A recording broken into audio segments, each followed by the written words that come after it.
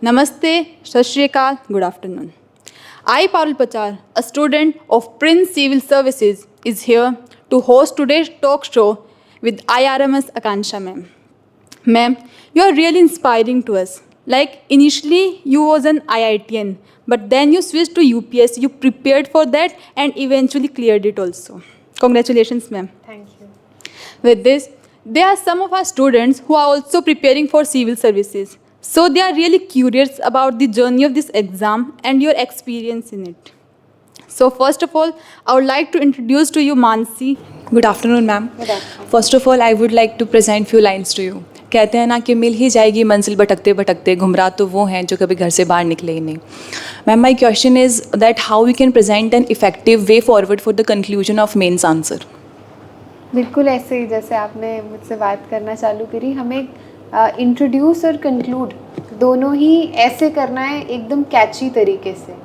And इसमें अगर हम थोड़ी मैच्योरिटी और ले आएँ, जैसे कि हम कुछ किसी लीडर्स के कोट्स को अगर यूज़ करें, मतलब आप नॉट लाइक शायरी पढ़ से, बट अगर हम किसी लीडर्स के कोट्स को यूज़ करें, कमिटी के नाम यूज़ करके उनके किसी पर्टिकुलर रिकमेंडेशंस को यूज़ करें, और कुछ ऐसी बातें जो यूनिवर्सली ट्रू हैं, जैसे कि हम अगर अपने कॉन्स्टिट्यूशन बातें करें, जैसे कि DPSP के लाइंस को एज इट इज़ याद करके लिखें, तो हम एक बहुत अच्छा कंक्लूड कर सकते हैं.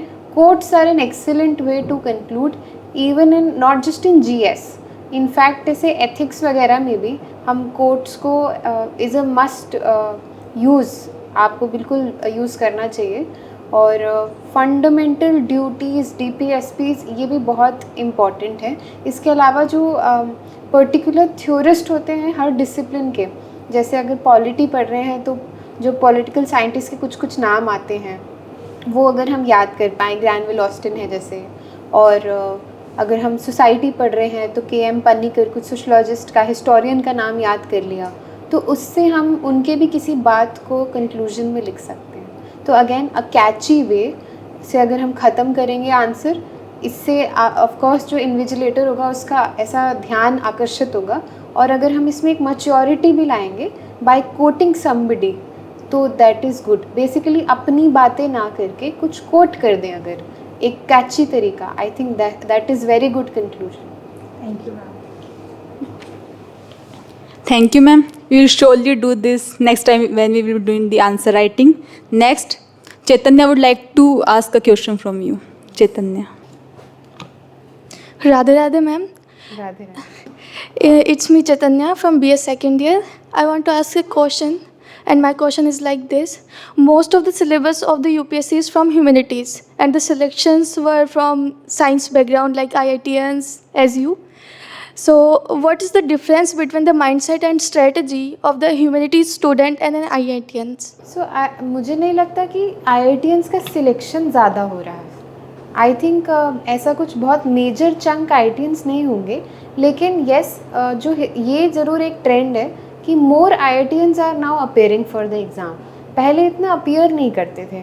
बट अगेन अगर मैं आपको अपने बैकग्राउंड का कुछ अगर टेक अवे दे पाऊँ, तो इंजीनियर्स का अगर कुछ अलग होगा तो वो इंजीनियरिंग माइंडसेट होगा.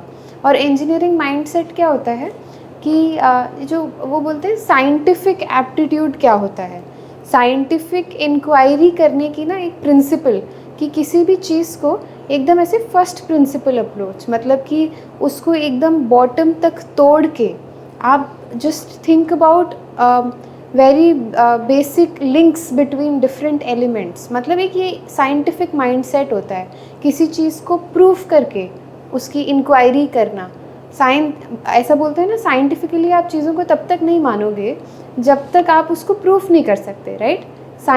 साइंस में क्या होता है, आप एक्सपेरिमेंट्स करके चीज़ों को प्रूफ कर लेते हो. तो अगर what engineers would do differently ना, दे विल यूज़ दिस. आप चीज़ों को तब तक समझोगे जब तक आपको एकदम अच्छे से क्लैरिटी ना मिल जाए, because evidence based decision making करते हैं साइंस स्टूडेंट्स. कुछ एविडेंस मिलता है उसके आधार पर. तो this is basically a philosophy I am just sharing, कि आप चीज़ों को तब तक समझो जब तक आपको एकदम ज़्यादा अच्छे से क्लैरिटी ना मिल जाए. या फिर मान लो कुछ चीज़ अगर कुछ if there is a concept आप नहीं समझ पा रहे हो, तो तो you don't have to believe in the concept until you understand it very well. So this is just a engineering philosophy I'm sharing. Otherwise, I don't think engineers would not be a major chunk. IITians would not be a major chunk. Engineers in general, graduates मुझे लगता है ज़्यादा हैं, तो engineers ज़्यादा होंगे. But humanities तो मैंने आपसे जैसा पहले भी कहा है, I am sure you have an edge because आप पहले से पढ़ रहे हैं. तो अगर अगेन आप सिस्टमैटिक तरीके से पढ़ाई करोगे ना, दिस इज़ बेसिकली साइंस का तरीका, नेचुरल साइंस का, a systematic study that will surely help. Thank you, ma'am. Ma'am, I myself would like to ask you a question from this question only. Like you said that as we have humanities, we have an edge over others. So how did you manage this? Like it would have been difficult for you to like remember dates in history because you have maybe really rational mind because you studied science for a long time. Yes. So how you did that? So I feel कि हो सकता है ये कभी कभी advantage भी हो कि कुछ नहीं पढ़ा आज तक, पढ़ने बैठे तो एकदम फ्रेश माइंड से पढ़ रहे हो सकता है एडवांटेज भी हो. बट जो तुम बोल रहे हो वो बिल्कुल सही है. मुझे बहुत डिफ़िकल्ट हुआ ऐसे डेट्स वगैरह या आर्टिकल्स भी इनफैक्ट याद करने में, क्योंकि मुझे इसे याद करने वाली हैबिट नहीं थी. हमारा जो अभी तक का पैटर्न था वो क्वेश्चंस को सॉल्व करो, यू डिराइव थिंग्स, इस तरह की चीज़ें होती थी. बट अगेन वही होता है ना, अगर किसी चीज़ को बार बार पढ़ो तो आपकी वो मेमोरी में आता है. तो I think for me that worked. जैसे पॉलिटी है लक्ष्मीकांत, उसको कितनी बार पढ़ना पड़ता है तब जाके आपको उसकी स्टेटमेंट्स आर्टिकल्स याद होते हैं, एंड आपको एक्चुअली एज इट इज़ लिखना पड़ता है. जैसे कैग के लिए बोलेंगे गार्जियन ऑफ पब्लिक पर्स, ये सब आपको एज इट इज़ याद रखना होता है. फ्रेंड, गाइड एंड फिलोसोफर, ये सब आपको एज इट इज़ टर्म्स याद रहने होते हैं. तो I think number of times जो बार बार बढ़ाना पड़ेगा ना, दैट हेल्प्स. आपको भी वही करना होगा. बट येस, सिंस आप अभी से ही करोगे तो आपको एक अच्छी मेमोरी रहेगी. Thank you, ma'am. Now, next in the row is Soumya. Ma'am, Soumya would like to ask you a question. Soumya. नमस्ते ma'am, myself Saumya. Ma'am, मेरा आपसे क्वेश्चन एथिक्स एंड एसे से रिलेटेड है. लाइक सभी बोलते हैं इंडियन सोसाइटी एंड सोशोलॉजी काफ़ी overlap करते हैं एथिक्स एंड एसे के सिलेबस से. तो हाँ, हमें इन दोनों को साथ में अप्रोच कैसे करना चाहिए? सो एक से देखो बहुत डायरेक्ट लिंक है, क्योंकि जो एथिक्स होता है वो किसी सोसाइटी के स्टैंडर्ड्स होते हैं.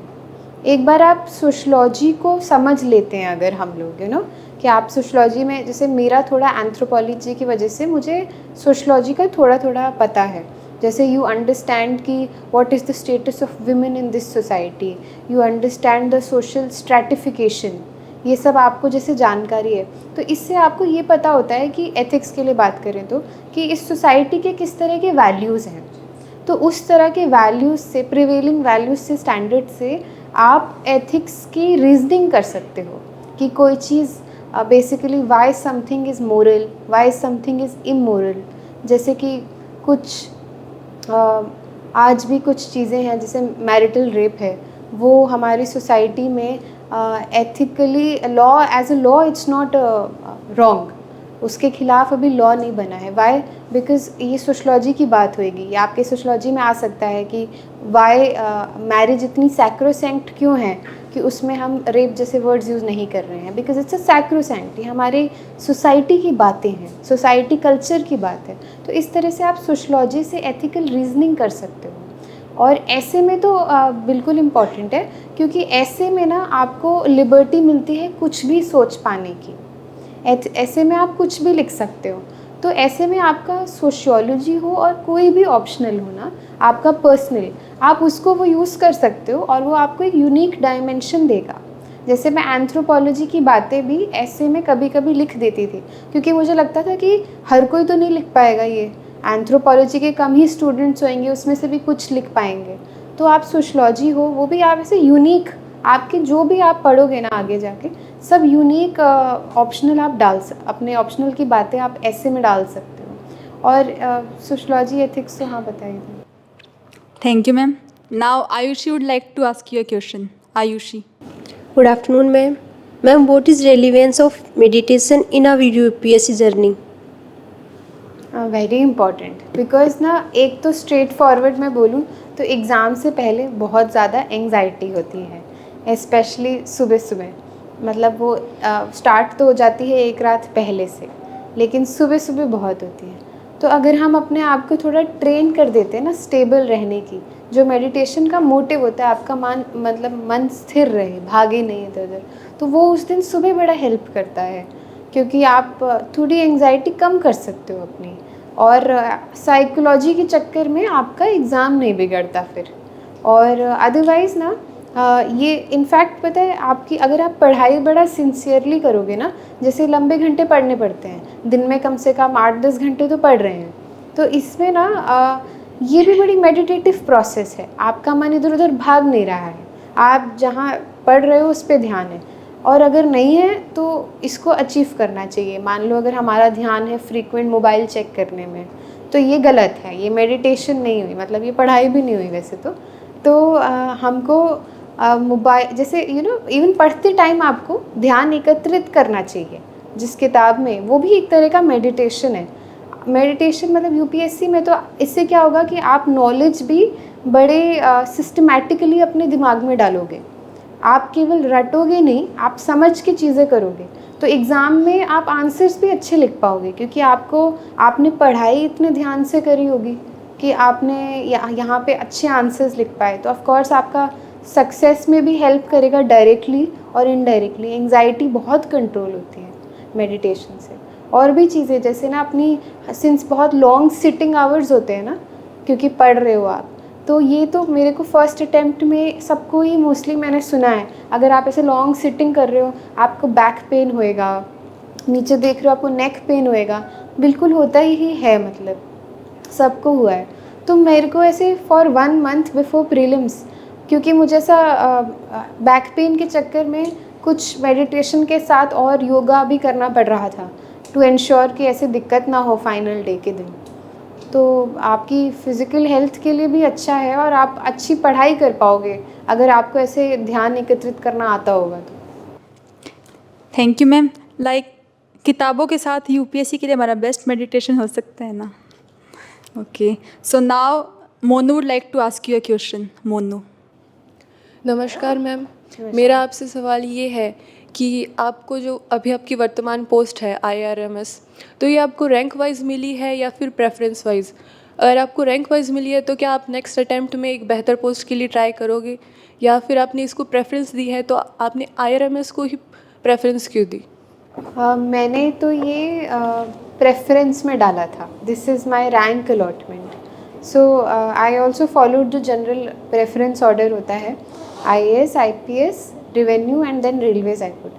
तो रेलवेज़ इतना ऊपर इसलिए भी रखा था, मतलब ये होती है 23 सर्विसेज की लिस्ट, बहुत सारी सर्विसेज मिलती हैं, defence estate service, defence account service, postal service, post and telecommunication service, तो देयर आर 23 सर्विसेज।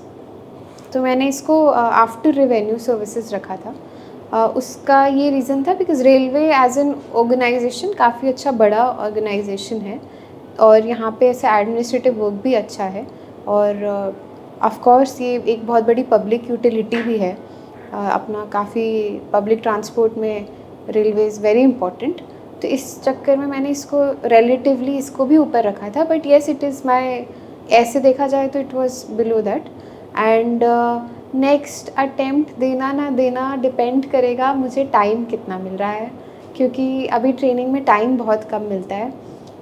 समवेयर मतलब मैं दे सकती हूँ अगर समय मिल पाया तो। जैसे मेरे पास अपने वो बचे हैं अटेम्प्ट्स वगैरह, और मैं अभी बहुत ऐसे ये नहीं हुआ है कि फ्रस्ट्रेट हो गए हैं, तो अगर समय मिला तो दे सकती हूँ। पर मुझे फिर भी काफ़ी एक संतुष्टि है दिमाग में, ऐसा नहीं है कि ये मुझे ऐसा लगता हो कि ये सर्विस वैसी नहीं है जो मैं चाहती थी, ये डेस्क जॉब सर्विस नहीं है, ये कंप्यूटर लैपटॉप सर्विस नहीं है, इसमें भी बढ़िया पब्लिक इंटरफेस है कुछ हद तक, इसमें बहुत ऑफिस जॉब नहीं है, तो इसलिए मैं खुश हूँ। इनफैक्ट इसके बारे में भी मैं सोच रही हूँ कि ऐसा तो नहीं कि grass is greener on the other side सोच रही हूँ मैं, जो है वो भी बहुत अच्छा हो। नमस्कार मैम, मेरा सवाल आपसे ये है कि इंटरव्यू के लिए आपने अपनी पर्सनालिटी और लाइफस्टाइल में क्या चेंज अडॉप्ट किए? सो इंटरव्यू मैंने इसे फर्स्ट अटेम्प्ट में ही दिया था। कुछ लोगों को मैं कल बता रही थी, फर्स्ट अटेम्प्ट में ही इंटरव्यू दिया था। तो ये मेरी अभी तक की जो लाइफस्टाइल थी उससे थोड़ा सा डिफरेंट था। यहाँ पे मैनरिज्म वगैरह दो चीज़ें होती है इंटरव्यू के लिए इम्पॉर्टेंट। एक मैनरिज्म होता है और एक आपका नॉलेज होता है, और एक थोड़ा साइकोलॉजी वाला पार्ट भी होता है जिसमें आपको थोड़ा सा कॉन्फिडेंट रहना चाहिए। तो तीन चीज़ें लगभग होती हैं। तो सबसे पहले की बात करें तो मैनरिज्म वो मेरे लिए थोड़ा सा चेंज था, बिकॉज़ मैं जिस कॉलेज से भी थी और जिस जॉब से भी थी वहाँ काफ़ी हायरार्कीज़ नहीं थी। वहाँ काफ़ी ऐसे लिबरल एटमॉस्फेयर था, और हायरार्की ना होना एंड यहाँ पे जो इंटरव्यूज़ है और ये जो गवर्नमेंट सर्विस है this is full of hierarchies. So this was to that extent कि हम अपने ऑफिस में भी अपने सब मैनेजर्स का, मैनेजर के मैनेजर का, इनफैक्ट फाउंडर का भी सबका नाम लेके बात करते थे। तो from this atmosphere I have to come to a place जहाँ पे ऑफ कोर्स आपको एक न्यू सेट ऑफ मैनरिज्म सीखना है, प्रोफेशनल एटिकेट्स, जहाँ पे you have to call people sir and madam. So this is something I learned. I have to intentionally put in my habit कि ऐसे बात करनी है। एंड देन ऑफ कोर्स आपकी जो यहाँ पे अगेन इंटरव्यू में there is a test of your knowledge in a different sense. जैसे जीएस वगैरह में हम बुकिश पढ़ाई कर रहे हैं, यहाँ पे apart from that also in current affairs भी पूछ लेते हैं, बट यहाँ पे आपकी जो पर्सनल लाइफ के डिफरेंट डायमेंशंस हैं, आप किस शहर को बिलोंग करते हो, वहाँ आपने चीज़ें घूमी हैं आज तक कि नहीं, वो देखना चाहते हैं। आपकी जनरल अवेयरनेस कितनी अच्छी है, आप कितने क्यूरियस एज अ पर्सन हो। तो मुझसे बड़े यूनिक क्वेश्चंस मुझे मिलते थे, क्योंकि मॉक इंटरव्यूज़ में यूजुअली, क्योंकि क्या होता था कि ग्वालियर बहुत हिस्टोरिक शहर है, एंशिएंट मिडाइवल टाइम की अच्छी हिस्ट्री है उसकी। तो वहाँ के आसपास के जो इलाके हैं, डबरा, मुरैना, सबके सवाल आते थे। तो ये सब वो है जो हम यूपीएससी के लिए नहीं पढ़ते। तो ये सब एडिशनल चीज़ें आप नॉलेज गेन करते हो। इसके अलावा जो मैं थर्ड बता रही थी, फर्स्ट टाइम बेसिकली जब मल्टीपल अटैम्प्ट्स होते हैं ना, मुझे लगता है तो थोड़ा कॉन्फिडेंस डगमगाता है। फर्स्ट टाइम मैं बहुत कॉन्फिडेंट थी, और जिस साल मेरा सिलेक्शन हुआ थर्ड अटेम्प्ट में, वो मेरा सेकंड इंटरव्यू था। यहाँ मैं थोड़ी डरी हुई थी, ऑल्दो मार्क्स इसमें बढ़े, बट हल्का सा ये सब आपको करना होता है, साइकोलॉजी वाला पार्ट।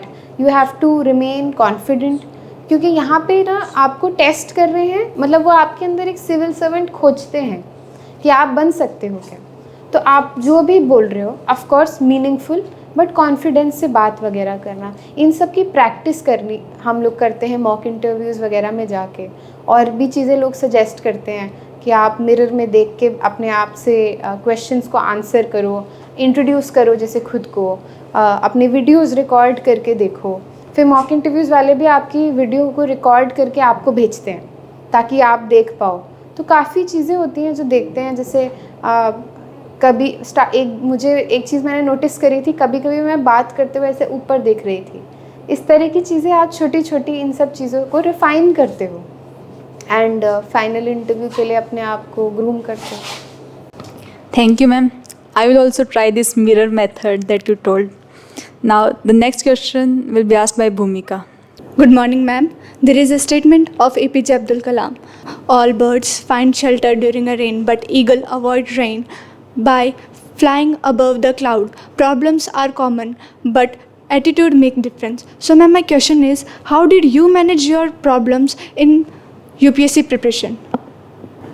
प्रॉब्लम्स मैनेज करना बहुत इम्पॉर्टेंट है, बिकॉज जब हम प्रॉब्लम में होते हैं ना, तो सबसे बड़ा आई थिंक आप लोग अग्री करोगे कि व्हाट वी फेस इज़ कि इस समय वो प्रॉब्लम भी इम्पॉर्टेंट लग रही होती है, और एग्ज़ाम लगता है कि 1 साल बाद है और प्रॉब्लम बड़ी लग रही होती है।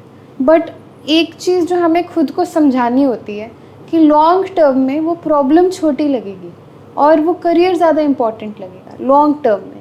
कभी कभार लाइफ में इतने बड़े प्रॉब्लम्स आते हैं जब बाद में हम उनको बैठ के हंस के बात कर सकते हैं कि अरे उस टाइम पे वो हो गया था, हाँ कैसे मुश्किल स्थिति से हम उभर कर आए।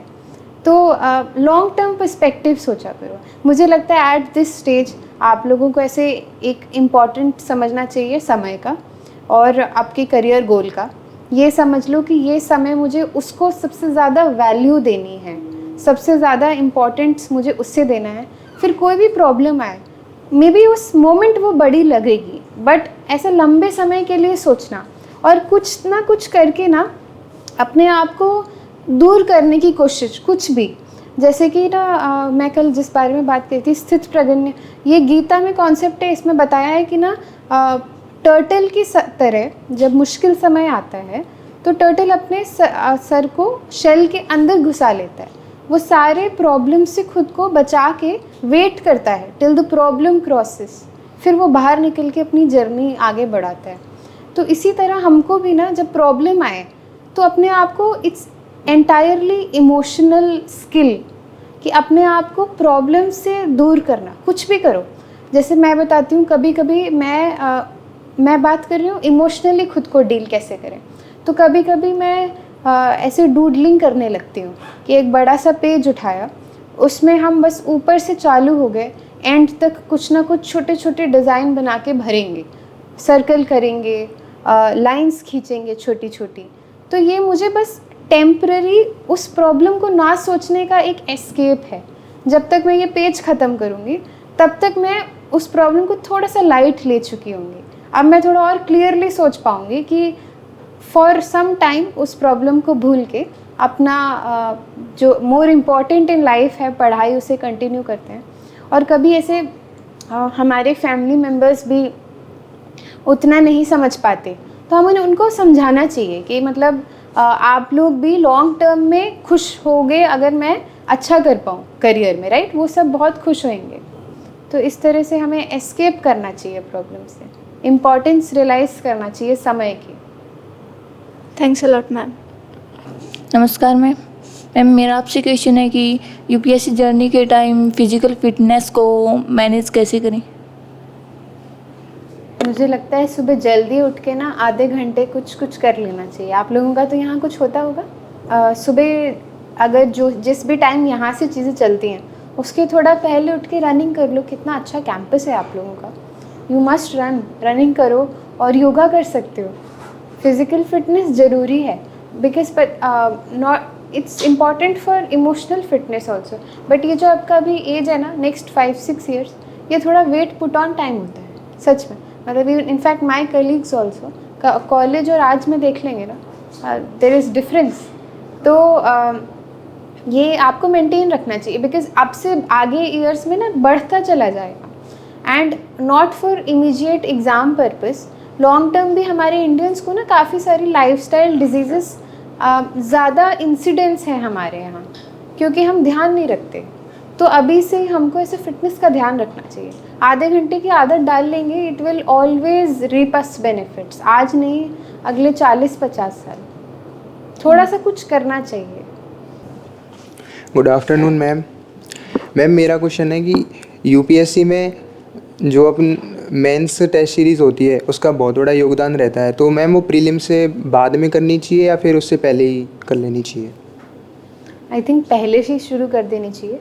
आई स्ट्रांगली बिलीव बल्कि पहले ही चालू कर देनी चाहिए, क्योंकि प्रीलिम्स और मेंस के बीच में बस 2-3 महीने का ही समय होता है, वो बहुत कम है। और टेस्ट सीरीज़ मतलब अलग अलग रूप से आप कर सकते हो, ना कि आप एवरी संडे वाली। कुछ आजकल चलता है वो डेली आंसर राइटिंग, वो भी बहुत अच्छा होता है। अगर आप रोज़ 1 क्वेश्चन या रोज़ 5 क्वेश्चन लिखने की भी आदत डालोगे ना, कितना समय लेगा? रोज़ 1 क्वेश्चन इज़ व्हाट 10 मिनट्स, या चलो स्टार्टिंग में 15 मिनट्स लग रहे होंगे। तो अगर आप रोज़ 15 मिनट भी डाल लोगे तो आप साल भर, अभी आप लोगों को जैसे टाइम है, तो आप बहुत अच्छे से अपने आप को ग्रूम कर सकते हो। बिल्कुल करना चाहिए। रोज़ 1 क्वेश्चन भी ज्वाइन कर सकते हो। और ये सब यहाँ तो आपके जैसे टेस्ट सीरीज़ चली रही होंगी ऐसे, लेकिन ऐसे फोकस्ड ग्रुप भी होते हैं। अदरवाइज़ जब आप बाद में भी कभी एक्सप्लोर करो तो ऐसे बच्चे आपस में बना लेते हैं। आप लोग भी आपस में बना सकते हो कि हमने ऐसे प्रीवियस क्वेश्चंस उठा लिए और हम लोग सब कोई ग्रुप मिलके रोज़ 1-1 क्वेश्चन करेगा, सब आपस में एक दूसरे को चेक करने को दे सकते हो। तो ऐसे डेली आंसर राइटिंग आप आपस में ही चालू करो।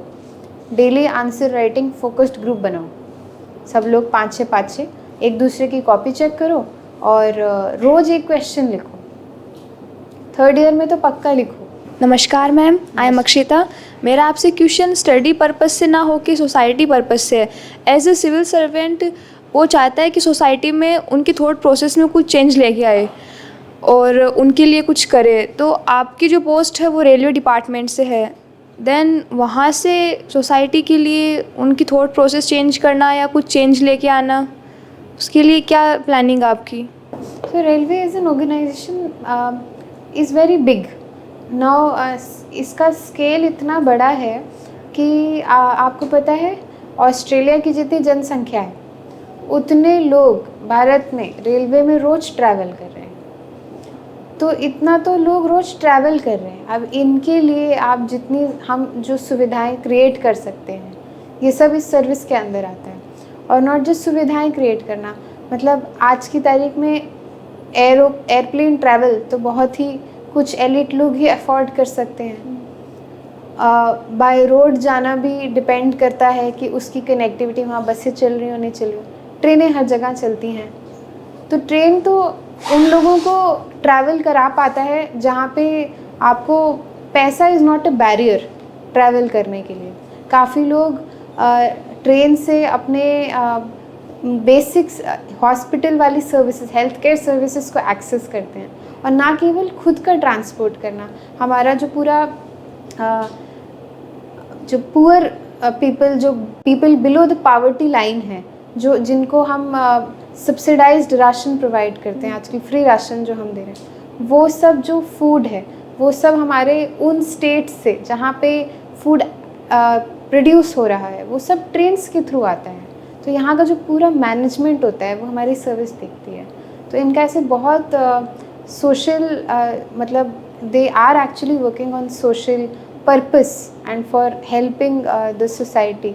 एंड देन उसके अलावा आप ये सोचो कि if for a maximum population अगर सबके लिए railway is a means to travel, तो इसमें हम अगर हम लोगों के डिफरेंट तरह के लोगों को डिफरेंट सपोर्ट प्रोवाइड कर सके तो कितना अच्छा होगा।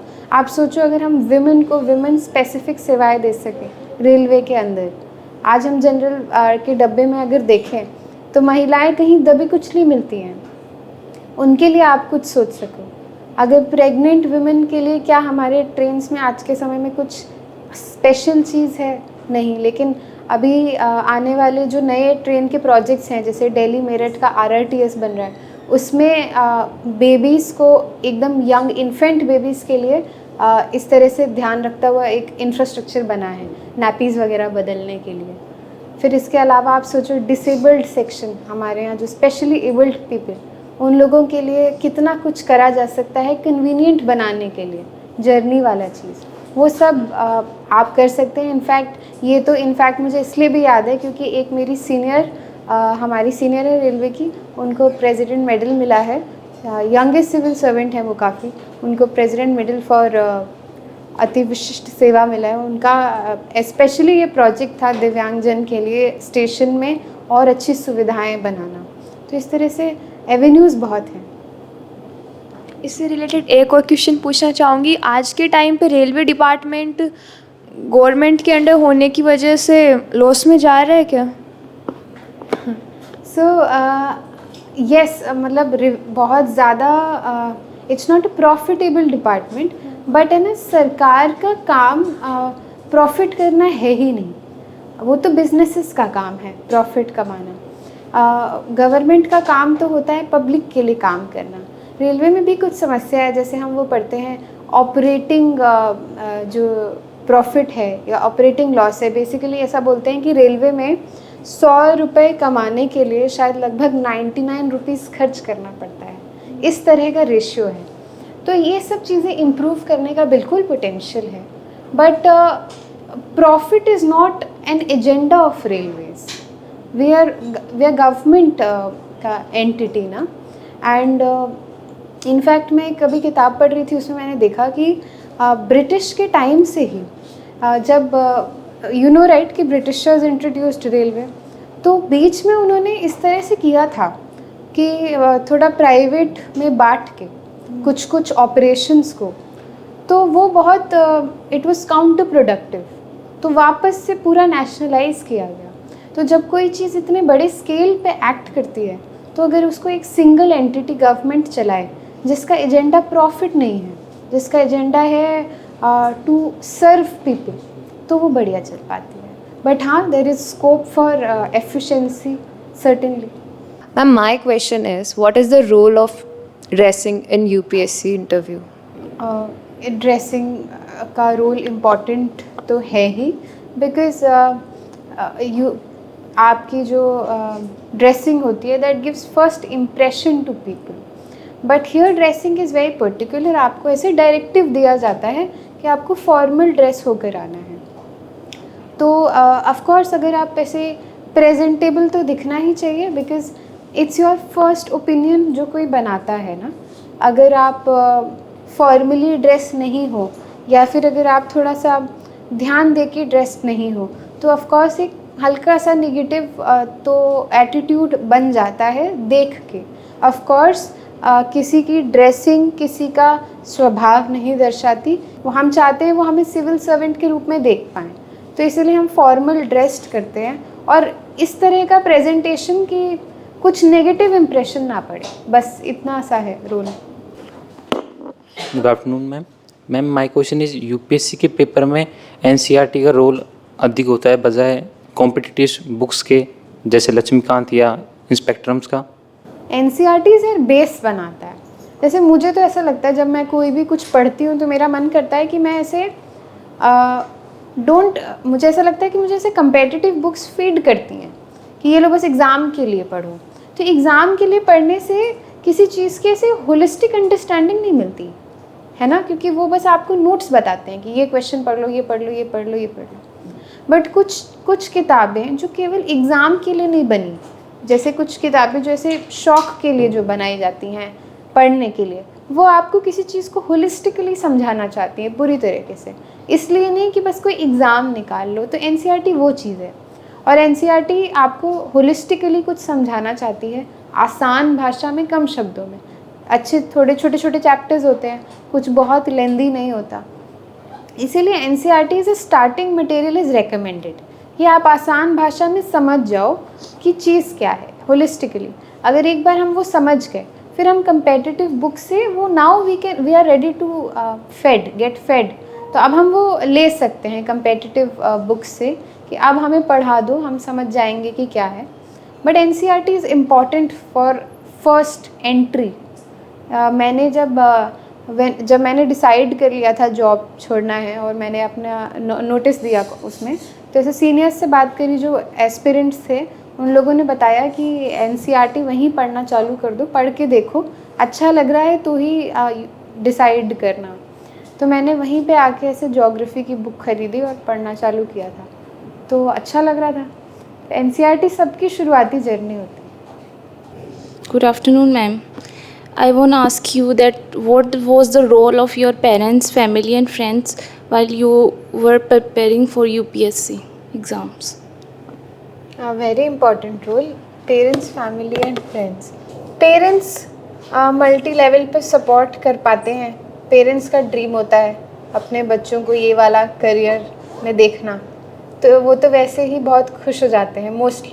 Most often than not parents खुश हो जाते हैं कि हाँ आप IAS IPS बनो बढ़िया, तो वो खुश रहते हैं ना ये सुन के, तो वो सपोर्ट तो करते हैं। फिर पेरेंट्स का अब जैसे मेरा तो बहुत इम्पोर्टेंट रोल था, बिकॉज़ मैं अब जॉब छोड़कर आ गई हूँ, तो मुझे उनसे अलग अलग सपोर्ट चाहिए। इमोशनल सपोर्ट भी चाहिए कि आप पहले तो इसके लिए राज़ी रहें कि मैं ये करना चाहती हूँ, फिर दूसरा आप मुझे थोड़ा फिनेंशियली भी अब आपको सपोर्ट करना पड़ेगा।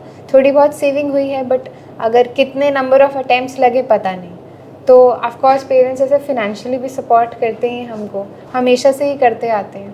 तो और ऊपर से पेरेंट्स इतना, स्पेशली मदर्स, वो कितना ज़्यादा हमारे खाने पीने का ध्यान रखती हैं। इसमें पढ़ाई करते हुए नींद आती है, तो मेंस के पहले तो कभी कभी मैंने मम्मी से ऐसा 3-4 बार बोला है कि प्लीज़ चाय पिला दो, फिर से नींद आ रही है, थोड़ी एक चाय और मार लेते हैं, शायद नींद उड़ जाएगी। तो ऐसे छोटे छोटे तरीके से हर दिन पेरेंट्स सपोर्ट करते हैं। बड़े तरीके से तो करते ही हैं, फिनेंशियली, इमोशनली हमको। और फैमिली भी खुश रहती है। फैमिली जो एक्सटेंडेड फैमिली चाहती है कि घर से कोई बढ़िया निकल जाए, तो पॉजिटिव रोल उनका भी होता है। Friends are also very important. हमारा एक ग्रुप था फ्रेंड्स का जो साथ में पढ़ता था। बेसिकली ऐसे कॉलेज के फ्रेंड्स तो सब अलग अलग जगह चले जाते थे, आप लोग तो सब एक ही टारगेट के लिए भी कर रहे हो, वो भी अच्छी बात है। तो फ्रेंड्स हमारा एक ग्रुप था जो कि एस्पिरेंट थे सब, तो हम लोग सब साथ में तैयारी कर सकते थे, इन द सेंस कि हम डिस्कस करते थे कि तुम क्या पढ़ रहे हो, हम क्या पढ़ रहे हैं। तो ये बड़ा अच्छा सपोर्ट रहा था फ्रेंड्स वाला भी, तो फ्रेंड्स का भी अच्छा सपोर्ट रहना चाहिए। Thank you ma'am. My self Anita Kumawat. Ma'am जैसे कि सी सेट एक कॉम्प्लिकेटेड पेपर बनता जा रहा है धीरे धीरे, और ये क्वालिफाइंग पेपर है, तो मैम क्या इसको क्वालिफाई करने के लिए हमें कंप्लीट सिलेबस कवर करना ज़रूरी है? सी सेट का सिलेबस, हाँ बिल्कुल उसको करना चाहिए, क्योंकि डिफ़िकल्ट हो रहा है तो उसको प्रिपरेशन तो करनी है। प्रीवियस क्वेश्चन से ज़रूर हमें परख लेना चाहिए कि किस तरह के सवाल आते हैं, तो सिलेबस को PYQs के साथ रख के बिल्कुल तैयारी करनी है। सी सेट की पहले से ही करनी है, ये नहीं कि जब प्रीलिम्स पास आ रहा है, करनी चाहिए। Thank you. Good afternoon, myself Shubham Swami. मेरा क्वेश्चन आपसे ये है कि आपने जैसे बताया कि आपने सितंबर में तैयारी शुरू की और मई तक आपने तैयारी की, तो आपने इन 7 से 8 महीनों में तैयारी की और आप फर्स्ट अटेम्प्ट में इंटरव्यू तक पहुंच गए, तो इस दौरान आपकी एक्यूरेट स्ट्रेटजी क्या रही? एग्जैक्टली ऐसा नहीं हुआ। बेसिकली मैंने सितंबर से शुरू करी। अभी मुझे पता था कि मई में इतना ही कम समय है, कि ऐसे मेरे पास वो मई से सितंबर वाला तो नहीं रहा, तो कुछ तो मैंने डिसीजंस लिए इस हिसाब से। जैसे मैंने GS की कोचिंग उस समय नहीं लगाई, ये सोच के कि कोचिंग जाऊंगी तो 5-6 घंटे उसमें जाएंगे, तो बेटर है कि खुद पढ़ लेते हैं, ये सोच के मैंने GS की कोचिंग नहीं लगाई। और फिर वो वाले डिसीजंस भी रहे कि अब ऐसा नहीं है मैं मल्टीपल टाइम्स नहीं पढ़ पाऊँगी, तो एक ही चीज़ का अच्छे से पढ़ें कि बार उतना समय नहीं बचा है। पर फिर क्या हुआ कि इसी साल मार्च में, सितंबर से मार्च में कोविड की शुरुआत होती है, तो ये जो मई में पेपर होना था ये आगे बढ़ाया गया अक्टूबर। लेकिन इसका पता कब चला? अप्रैल या मई में, जब फर्स्ट वेव थी कोविड की।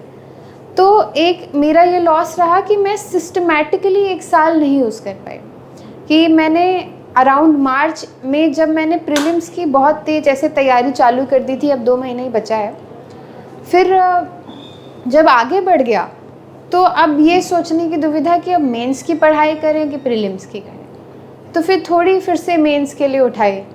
तो इस तरह से एक अनसिस्टमैटिक हुआ मेरे साथ। तो इसलिए ऐसा नहीं था कि 7 मंथ्स की कोई मेरी पर्टिकुलर स्ट्रैटेजी थी।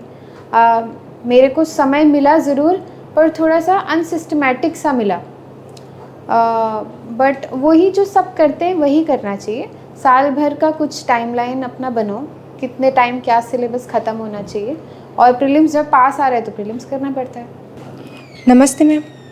मेरा क्वेश्चन है कि जब हम आंसर राइटिंग लिखते हैं तो हमारे पास बहुत अधिक कंटेंट हो जाता है, तो उस कंटेंट में हम ऐसा मतलब अच्छा कंटेंट किस प्रकार समझे जिससे हमारी आंसर राइटिंग बहुत ही अच्छी और बेहतरीन दिखाई दे?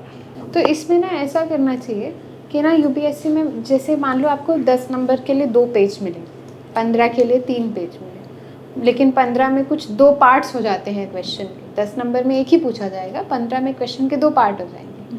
तो आपके पास जैसे बहुत ज़्यादा कंटेंट है ना, तो आप वो सब लिखो, लेकिन एक लाइन में, उसके 2-3 लाइन मत लिखो, वरना आप सारा कंटेंट नहीं लिख पाओगे।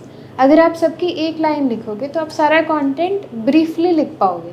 ये बहुत इंपॉर्टेंट है। जब मैं ऐसे स्टार्टिंग में करते थे ना, तो एक ही पॉइंट को बड़ा लिख रहे हैं ऑफ कोर्स, क्योंकि आदत होती है किसी चीज़ को एक्सप्लेन करके लिखने की। तो 3 लाइन लग गई, तो टोटल 4-5 पॉइंट से लिख पाए। फिर देखा कि टॉपर्स जिनको ज़्यादा नंबर आ रहे हैं, उनको कैसे नंबर आ रहे हैं, क्योंकि वो 5 पॉइंट्स नहीं 10 पॉइंट लिख रहे हैं। तो जो तुम्हारे पास ज़्यादा कंटेंट है ना, उसको लिखो सबको, बट एक लाइन लिखनी है। ये भी अपने आप को फोर्स करना पड़ेगा, वहाँ बैठ के सोचना होगा कि मुझे 3 लाइन नहीं लिखनी। जैसे कल मैं कुछ तुम्हारे कॉपीज़ पढ़ रही थी, वो टेक्सटाइल सेक्टर का कुछ तो क्वेश्चन था, तो रॉ मटेरियल की कमी होने के कारण कुछ ऐसे 3 लाइन लिखी हुई थी। इसको 1 लाइन में क्या, लैक ऑफ रॉ मटेरियल। और डेटा लिखना है तो ऐसे India has 2.this% of GDP, this, ऐसे नहीं बस ब्रैकेट में लिख दिया this% GDP। तो हमें इसे शॉर्ट में लिखना आना चाहिए, ये समझना है। आपका यही क्वेश्चन था? हाँ, तो हमें अपने कंटेंट को, ज़्यादा कंटेंट को लिखना है बट कम शब्दों में, तो हमें ज़्यादा मार्क्स मिलेंगे. Thank you, ma'am, for providing us your precious time and for clearing all our doubts. Hopefully, they will be beneficial for us in our future. Thank you, ma'am.